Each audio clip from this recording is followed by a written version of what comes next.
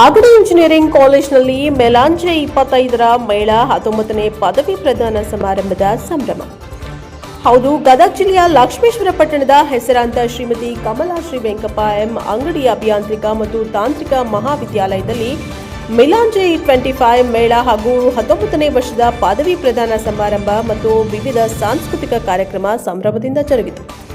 ಕಾರ್ಯಕ್ರಮವನ್ನು ಉದ್ಘಾಟಿಸಿದ ಮಹಾತ್ಮ ಗಾಂಧಿ ಗ್ರಾಮೀಣಾಭಿವೃದ್ಧಿ ಮತ್ತು ಪಂಚಾಯತ್ ರಾಜ್ ವಿಶ್ವವಿದ್ಯಾನಿಲಯದ ಉಪಕುಲಪತಿ ಡಾಕ್ಟರ್ ಸುರೇಶ್ ನಾಡಗೌಡರ್, ಡಾಕ್ಟರ್ ಪರಶುರಾಮ್ ಬಾರ್ಕಿ ಅವರು ಸಮಾರಂಭದ ಕುರಿತು ಮಾತನಾಡಿದ್ದಾರೆ. ಸಮಾರಂಭದಲ್ಲಿ doctor Subhash Meti, doctor Vikram Shirol, doctor Girish Yattinahalli, doctor Arun Kumbi, Shrikant Jogar, doctor R M. Patil, doctor Rajashekhar Kumbi, Srinivas, doctor Aruna Churi, doctor Swapna Channappagoudra, doctor Amarappa Bhagi, Somashekhar Kerimani ಸೇರಿದಂತೆ ಕಾಲೇಜಿನ ಎಲ್ಲ ಶಿಕ್ಷಕ ವೃಂದದವರು, ಪದವಿ ಪ್ರದಾನ ವಿದ್ಯಾರ್ಥಿಗಳ ಪಾಲಕರು ಉಪಸ್ಥಿತರಿದ್ದರು.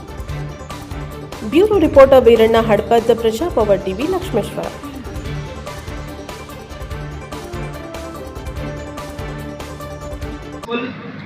In your examinations and ultimately go out of this institution with flying colors. And indeed, friends, we always say that the student's life is a golden life. Why it is said so? Because we will come to know only when we go out of the institution after completing our graduation or post-graduation. Because during our student's life, we will not be having any worries other than just to attend classes, study in the library, write examinations, etc. But once we complete our degrees and come out of the colleges, we will have to face many new challenges.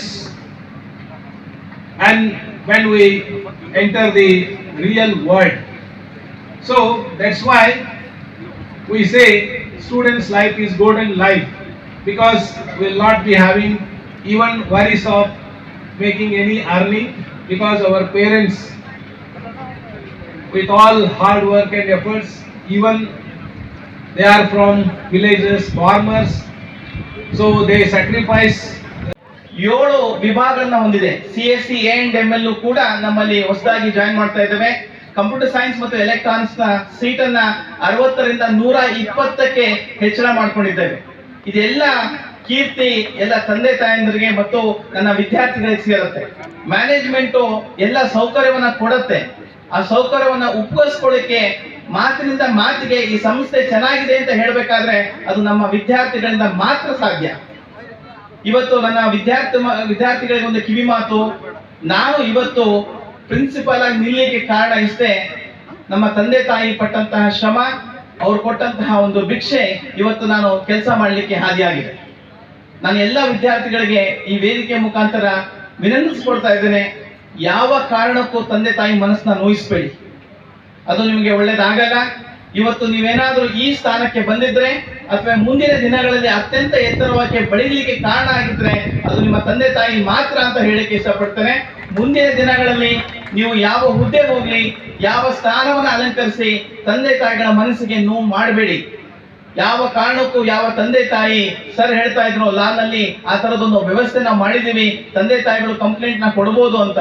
ಯಾವ ಕಾರಣಕ್ಕೂ ತಂದೆ ತಾಯಿಗಳು complaint ಕೊಟ್ಟಿಲ್ಲ, ಕೊಡೋದು ಇಲ್ಲ. ಅಂತಹ ಮನಸ್ಸಿರುವಂತಹ ತಂದೆ